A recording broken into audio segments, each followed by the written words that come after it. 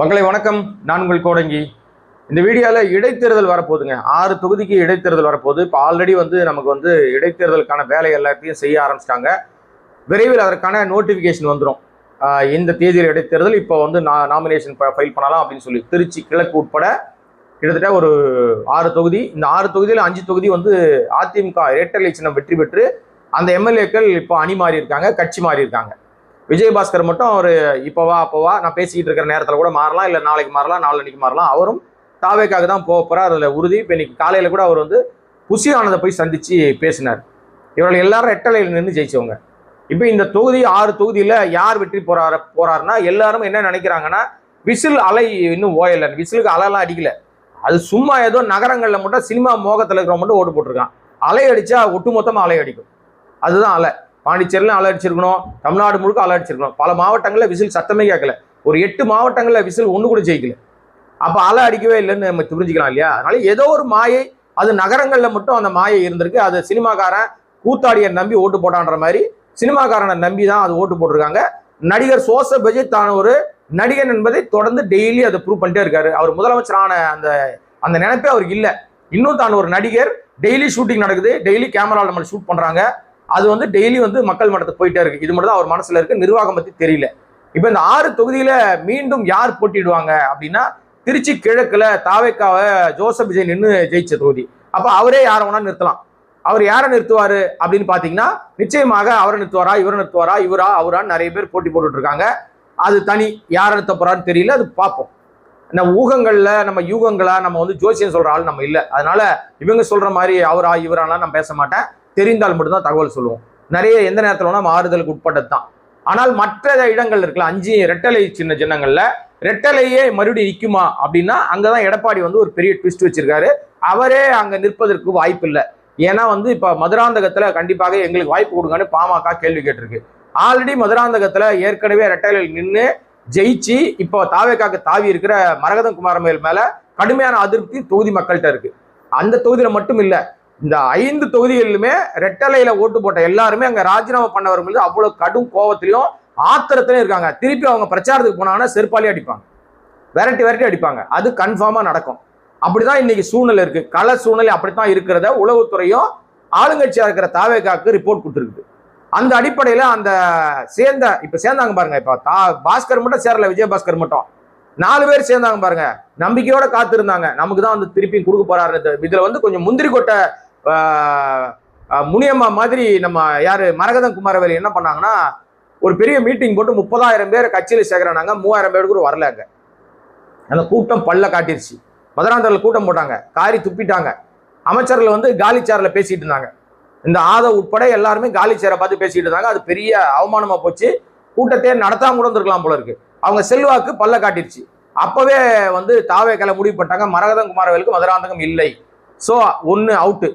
மீதி இருக்கிற தொகுதி 3 தொகுதி, பெருந்துறை, அம்பாசமுத்திரம், இன்னொரு தொகுதி. இந்த இன்னொரு 3 தொகுதியிலுமே அந்த வேட்பாளர்களுக்கும் மீண்டும் இல்லை அப்படின்றத தாவேக்கா முடிவு பண்ணிருச்சு. 4 பேருக்கும் பட்டை நாமம். அவங்களுக்கு மீண்டும் அதே இடத்துல நிற்பதற்கு வாய்ப்பு இல்லை. விஜயபாஸ்கர் மட்டும் கொஞ்சம் கடுமையான எதிர்வினை ஆற்றுகிறார், நான் நின்னே தீருவேன்னு. அப்படி அவர் நின்னாலும் அவர் தோற்பது உறுதி. ரெட்டலையில ஓட்டு போட்டு வேற யாராவது ஜெயிக்க வைப்பாங்களான்னா, அங்க முழுக்க எதிர்கட்சியாக இருக்கிற திமுக தான் இந்த முறை வெற்றி பெறும் என்கிறது அங்க வருகிற தகவல். இப்ப இடைத்தேர்தல் முழுக்கவும் நமக்கு எதிராக இருக்கிறதுன்றது தாவேக்காக தெரிஞ்சு போச்சு. விஜய்க்கு அதிர்ச்சி. அது ஜோசப் விஜய்க்கு என்னடா இது, நம்ம மக்கள் நமக்கு இப்படி ஓட்டு போட்டு நம்மளை இப்படி நடுத்தருவில் நிறுத்திட்டாங்களே, முழு மெஜாரிட்டியும் கொடுக்கல, முழுங்கவும் முடியல, துப்பவும் முடியல, தொண்டை நடுவு மாட்டிக்கிச்சே, நம்ம என்ன பண்றதுன்னு தெரியலையே, ஆட்சி மைனாரிட்டி ஆட்சின்னு அசிங்கமா எல்லாரும் திட்டுறாங்களே, காரி துப்புறாங்களே, டெய்லி கூட்டணி கட்சி நம்மகிட்ட இருக்கான்னு ஏன் சேஞ்ச் பார்க்க வேண்டியதா இருக்கு, ராத்திரில நிம்மதியா தூங்க முடியலையே, எவனாவது ராத்திரில நமக்கு புடிச்சுங்கிற முதலமைச்சர் நாற்காலியை தூக்கி பிடிக்கிறான் பாருங்க, அதுல எவனா ஒருத்தன் புடின்னு போயிட்டான்னா நாற்காலி கவுந்துருமா, காலையில் ஏஞ்சி பார்த்தா முதலமைச்சர் நீ இல்லப்பா கவர்னர் ஆட்சி வந்துருச்சு தமிழ்நாட்டிலன்னு சொல்லிடுவாங்களான்னு பதட்டமாவே டெய்லி தூக்கம் இல்லாமல் தவித்து கொண்டிருக்கிறார். மனப்பிறழ்வு நோய். யாருன்னா நம்ம இவர் இருக்காரு பாருங்க, யாரு நம்ம வன்னியரசு. அவர் சொன்னார், ஆராசாவுக்கு மனப்பிறழ்வு நோய் இருக்கு, அவருக்கு மனம் பிதற்றத்துல இருக்காரு அவரு, அப்படி ஒரு நோய் பாதிக்கப்பட்டிருக்குன்னு அமைச்சரானவொடனே எங்க அண்ணன் வன்னியரசு சொன்னார். அவர் அமைச்சரா சீட்ல உட்கார்ந்தவொடனே அப்படி ஆயிட்டார் போல இருக்கு. ஆகவே இந்த மன சிதைவு நோய், மன பிரச்சனையான மன பிராந்தி யாருக்கு அதிகமா இருக்குன்னா நம்முடைய சோசப் விஜய் முதலமைச்சருக்கு தான் இருக்கு. ஏன்னா அவர் தான் இப்போ வந்து எத்தையோ கண்டவ மாதிரி எதை தின்னா பித்தம் தெளிவுன்ற மாதிரி ரேஞ்சில் அப்படியே இறுக்கமான மூஞ்சோடையே உட்கார்ந்துட்டு இருக்காரு. அசம்பிளிலும் அப்படித்தான் இருக்காரு, பொது இடங்கள்லாம் அப்படிதான் இருக்காரு. ஆனா அவர் தனிப்பட்ட பிரைவேட் ஏரியால மட்டும் பல்ல காட்டுறாரு. அவருக்கு நெருக்கமான நடிகர் நடிகை வந்தா மட்டும் அவங்க கிட்ட சிரிக்கிறார். இது தனியா நடக்குது. அது புகைப்படங்களை பார்க்கறதுல நமக்கு தெரியுது. சரிங்களா? இப்போ இந்த இடைத்தேர்தலில் எதிர்கட்சி வெற்றி பெற்றே ஆகணும்னு திமுக பயங்கரமா வேலை பார்க்குறாங்க.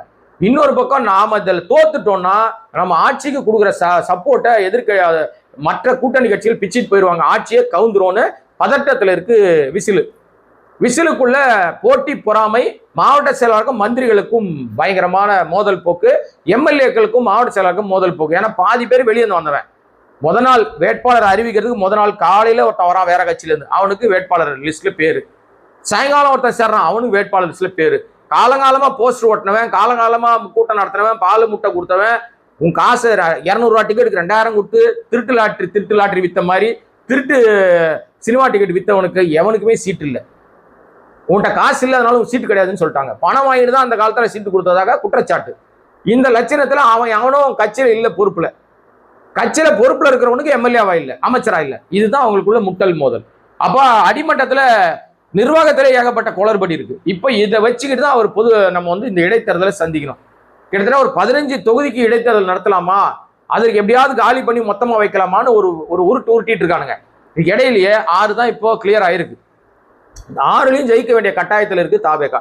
செய்யுமா செய்யாதா, தோத்துருமா தோக்காதான்னு இப்ப ஆளாளுக்கு பெட்டு கட்டிட்டு இருக்காங்க. நிறைய விஷயங்கள் ஓடிக்கிட்டு இருக்கு. இதுக்கு இடையிலேயே மதிமுகவை வளைச்சிட்டு நம்ம வந்து மதிமுக 2 எம்எல்ஏக்களை காலி பண்ணிடலாம்.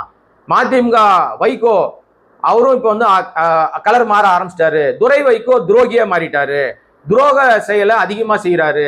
நேற்று வரைக்கும் இனித்த திமுக இன்னைக்கு கசக்குது. திமுக தயவால எம்பி ஆனவர் அப்படியே மடமாத்தி பச்சோந்தி அப்பனையே மிஞ்சிட்டாரு. பொதுவா சொல்லுவாங்க வந்து தாய் 8 அடி பாஞ்சா குட்டி 16 அடி பாயோன்னு. அவர் வைகோ வந்து துரோகத்தின் உச்சம்னு நம்ம எல்லாருமே எல்லா இடங்களிலும் பேச ஆரம்பிச்சிட்டாங்க. அப்பாவே அணி மாறிட்டு இருக்கிறவரு, கடுமையா திமுகவை விமர்சிக்கிறவரு, அப்போ புள்ளை எப்படி விமர்சிப்பாரு? தாய் 8 அடி பாஞ்சா குட்டி 16 அடி பாயும்ல. அதனால இவர் என்ன பண்ணிட்டாருன்னா இந்த நிர்வாகம் தாவேக்கா நிர்வாகம் அப்படியே ஆகச்சிறந்த நிர்வாகம்னு புகழ ஆரம்பிச்சிருக்காரு. உண்மையிலேயே சூடு சொரணை இருந்தா துரை வைகோக்கு பதவியை ராஜினாமா பண்ணிட்டு திருச்சியில மறுபடியும் பை எலெக்ஷன் நின்று ஜெயிக்கணும்.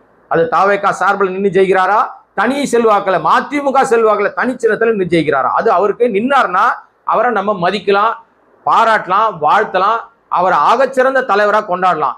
அடுத்த குழந்தைக்கு பேர் வச்சுக்கிறது அயோக்கியத்தனம். நீ ஓட்டு வாங்கினது உன் சின்னத்துல இல்லை, உன் கட்சிக்குன்னு தனி சின்னமும் கிடையாது. உனக்கு இருந்தா நீ ஏன் நிக்கிற? அப்ப ஏன் உதயசூரன் நின்ன? அவ்வளவு நீ வந்து பெரிய அப்பாட்டக்கார அறிவாளியா இருந்தீங்கன்னா உன் கட்சிக்காரங்களை இந்த 2 பேர் ஜெயிச்சவங்களை ஏன்பா அப்படி நின்ன? ராஜினாமா பண்ண சொல்லு அப்படின்னு எல்லாரும் பேசுறாங்க. நம்ம கூட நிறைய வீடியோக்கள்லாம் பேசியிருக்கோம் இல்லையா? இப்ப என்ன பிரச்சனைனா அந்த 2 எம்எல்ஏக்களும் நாங்க ராஜினாமாலாம் பண்ண மாட்டோம், கஷ்டப்பட்டு எப்படியோ ஜெயிச்சு நாங்க எம்எல்ஏ ஆயிட்டோம், ராஜினாமாலாம் பண்ண மாட்டோங்க. இந்த 5 ஆண்டு காலம் எவ்வளவு காலம் இந்த அரசு போதோ அது வரைக்கும் நாங்க வந்து எம்எல்ஏவே எங்க பதவி காலத்தை முடிச்சுக்கிறோம், நீங்க சொன்னாலாம் ராஜினாமா பண்ண முடியாதுன்னு வைகோவுக்கு பெரிய இடியை இறக்கியிருக்காங்க. துரை வைகோ இதை எதிர்பார்க்கவே இல்லை.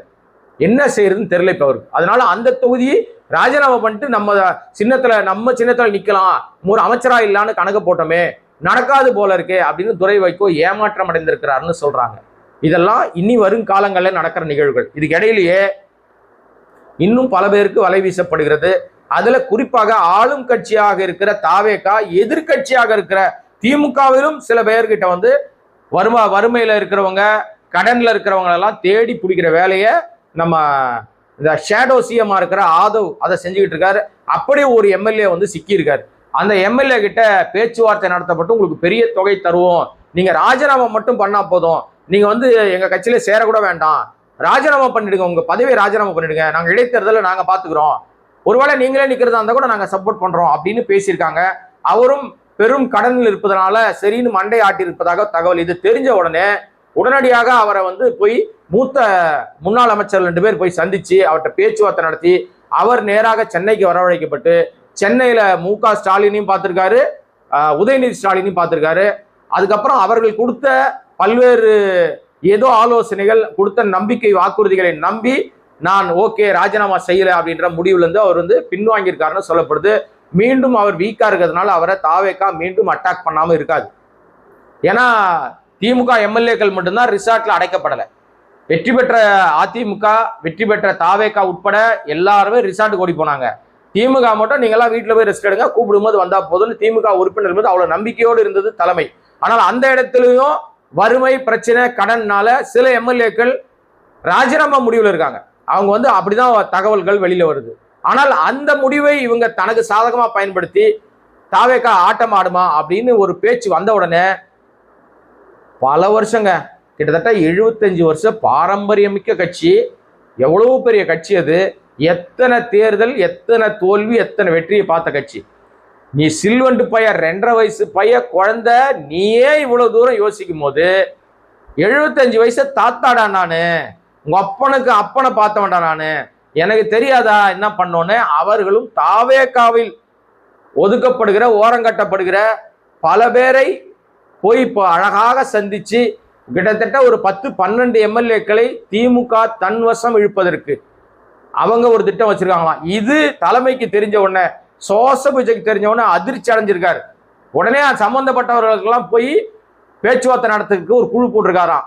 ஆனா அவங்க தெளிவா சொல்லிட்டாங்களாம், எங்களுக்கு மாவட்ட செயலாளர் பதவி தரணும், எங்களுக்கு உரிய அங்கீகாரம் தரப்படணும், கட்சிக்காரன் ஒருத்த கூட எங்களை மதிக்க மாட்டான், தாவேக்கால இருக்கிற ஒரு தற்குறிப்பைய கூட எங்களை மதிக்க மாட்டான், இதுக்கெல்லாம் நாங்க ஆள் கிடையாது, நீங்க எங்களுக்கு சரியான பதவி கொடுத்து மாவட்ட செயலாளர் ஆக்கினா இந்த கட்சியில நீடிப்போம், இல்லைன்னா நாங்க பாட்டு போடா அப்படின்னு சொல்லிட்டு ரிசைன் பண்ணிட்டு எங்க ஆதாயத்தை பார்த்துட்டு போயிட்டே இருப்போம், எங்களுக்கு மரியாதை தான் முக்கியம், கிளம்பிடுவோன்னு நம்ம சோசபூஜைக்கு மூஞ்சிக்கு நேராவே சொல்லியிருக்காங்களாம். இது அப்ப எப்படி இருக்கு பாருங்க. அப்ப எல்லா கட்சியிலும் இந்த பிரச்சனை இருக்கு. ஆல்ரெடி அதிமுக இருந்து உடைக்கிற வேலையை தாவேகா மிக சிறப்பாக செய்து விசிகாவை உடைச்சிட்டாங்க. விசிகாவை உடைச்சிட்டாங்கன்றதுக்கு யார் காரணம்னா அந்த பழியை வந்து ஆதவ் திமுக மேல போடுறாரு. ஆக்சுவலா விசிகாவை உடைச்சது திமுக தான் அப்படின்னு நீங்களாம் நினைச்சிட்டு இருக்கணும் அப்படின்னு நினைச்சு ஆதவ் பேசுறாரு. ஆனா உண்மையிலே என்னன்னா, விசிகாவை யார் உடைச்சானா, எப்போ உடைச்சார் தெரியுமா? விசிகாவில் திருமாவளவனோட 20 பேர் தான் இருக்கிறாங்க, மீதி பேர்லாம் என்கிட்ட வந்துட்டாங்க ஏற்கனவேன்னு சொன்னது ஆதவ், திமுக இல்ல. மு.க. ஸ்டாலினோ உதயநிதி ஸ்டாலினோ விசிகா பத்தி பேசவே இல்லை. ஆனா இதை சொன்னது ஆதவ். அதே மாதிரி எல்லா கட்சியை மொத்தமாக கூட்டு போயிட்டார். அவன் வன்னியரசு அமைச்சரானவொன்னு அவர் வேற பேச்சு மாறிடுச்சு. இப்போ அவருக்கு அவரே இப்ப மாறிட்டார். அவர் திடீர்னு அமைச்சரே இல்லை, நீங்க வந்து ராஜினாமா பண்ணுங்கன்னா பண்ண மாட்டார் போல இருக்கு. அவர் பண்ண மாட்டேன்னு கொறடா உத்தரவை மீறினா கூட அவர் பதவி வந்து தப்பிச்சிடும். ஏன்னா அவர் 2 எம்எல்ஏக்கள் தான், 50% ஒருத்தர் வெளியே போனாலும் அவர் கட்சி தவல் வராது. அப்போ வன்னியரசு தாவேகா ஆட்சியில் இருக்கிறவரே அமைச்சராக தான் இருப்பார். அப்போ உடைச்சது யாரு? விசிகாவை. மக்கள் நீங்களே புரிஞ்சுங்க. இப்படியாகத்தான் இன்னைக்கு வந்து அதிமுகவை உடைச்சாச்சு, விசிகாவை உடைச்சாச்சு, ஐயூஎம்எல் உடைச்சாச்சு, கம்யூனிஸ்ட் கட்சியை உடைச்சாச்சு. அங்க உடைச்சு மகேந்திரனை தூக்கின்னு போயிட்டாங்க. மகேந்திரன் மேலே ஏகப்பட்ட ஏற்கனவே குற்றச்சாட்டு, ஊழல் குற்றச்சாட்டுலாம் இருக்குது, உடைச்சாச்சு. இப்ப திமுக உடைக்கிற வேலையை செய்யறாங்க. திமுக சும்மா இருக்குமா? ஏன் நீ வந்து இது இவர் சொல்ற டைலாக் தான், தொட்டுட்டல்ல தொட்டா நான் விடுவனா அப்படின்றல, நீ வந்து சீண்டிட்டல்ல உன்னை சும்மா விடுமா திமுக? உன் கட்சிக்காரனே தூக்குறான் பாருங்க. ஒருத்தர் வந்து அசம்பிளிக்குள்ள உட்காந்துட்டு மண்டை அப்படியே கவுந்தடிச்சு பார்த்துட்டு அப்படியே யோசிச்சுட்டு தான் பாருங்க, அவர் கூட போறாராம். ஏன்னா அவரு தான் இப்படி சொன்னவர், இப்படி சொன்னவர். இல்ல நான் இல்ல நான் இல்ல நான் இனிமே தாவேகால நான் இல்லைன்னு சொல்லுவார் போல இருக்கு. அதை போன பிறகு அதை காட்டுவாங்க போல இருக்கு. அவரையும் வலை வீசி கொண்டிருக்கிறார்கள். யாரெல்லாம் சிக்க போறாங்க, யார் யார் அணிமாற போறாங்க, அரசியல் எவ்வளவு கேம் நடக்க போகுது, இந்த விளையாட்டுகள்லாம் ரொம்ப அது ஆரோக்கியமான விளையாட்டா அசிங்கமான விளையாட்டா, டர்ட்டி பாலிடிக்ஸ்ன்னு சொல்றது வந்து சாதாரணம் கிடையாது. அந்த எல்லாவற்றிற்கும் தூண்டிலுக்காக இருந்தது, எல்லாவற்றுக்கும் ஆரம்ப புள்ளியாக இருந்தது தாவேகாவுடைய ஆள் பிடிக்கிற வேலை தான். ஆட்சியை தக்க வைத்துக் கொள்வதற்காக ஆள் பிடிக்கிற வேலையை செஞ்சு அசிங்கப்பட்டு கொண்டிருப்பதும் இதே தாவேகா தான். என்ன நடக்குது அப்படின்றத பொறுமையா பொறுத்திருப்போம். அப்ப திருச்சி கிழக்குல கடைசியாக சொல்லி முடிப்பதற்கு முன்னாடி, திருச்சி கிழக்குல மு.க. ஸ்டாலின் போட்டியிடுவாரா அப்படின்ற கேள்வி இப்ப முன்னெழுந்திருக்கு. ஏற்கனவே அவர் தான் போட்டியிடணும்னு அன்பில் மகேஷ் அங்க வந்து தீர்மானமே நிறைவேற்றிருந்தார். நேற்றைக்கு கல்யாண வீட்டுல கூட வந்து நம்ம இன்றைக்கு நடந்த கல்யாண வீட்டுல கூட KN நேரு அதை சொன்னாரு. ஸோ வந்து மீண்டும் அவைக்கு வருவார் அப்படின்னு சொல்லியிருக்காங்க. அப்பாவா காணோன்னு தேடிட்டு இருக்க தம்பி, இரு தம்பி, அப்பா வந்து எங்கேயும் காணாமலாம் போல, இருக்கிற இடத்துக்கே வருவாரு அப்படின்னு சொல்லி இப்ப திருப்பி அடிக்க தொடங்கி இருக்கிற திமுக. இப்ப என்ன நடக்க போகுது, எப்படி இன்ட்ரெஸ்டிங்கா இருக்க போகுது? இடைத்தேர்தல் ஒரு பெரிய பரபரப்பான பொது தேர்தல் மாதிரி களம் காணுமா என்பதை பொறுத்திருந்து தான் பார்க்கணும். என்ன நடக்க போகுது அப்படின்றத நீங்க பாக்குற மாதிரி நானும் பார்த்துட்டு இருக்கேன். நம்முடைய சேனலை சப்ஸ்கிரைப் பண்ணாம பார்த்துட்டு இருக்க அன்பு நண்பர்களே, உங்களுடைய அன்பும் ஆதரவும் தொடரட்டும். சப்ஸ்கிரைப் பண்ணுங்க, சப்போர்ட் பண்ணுங்க, பலருக்கு இதை கொண்டு போய் சேருங்க. பிடிக்காதவர்களும் உங்க நண்பர்களுக்கு சொல்லி கமெண்ட் போடுங்க. நாகரிகமான கமெண்ட்டுக்கு பதில் வரும். மீண்டும் சந்திக்கிறேன். நன்றி, வணக்கம்.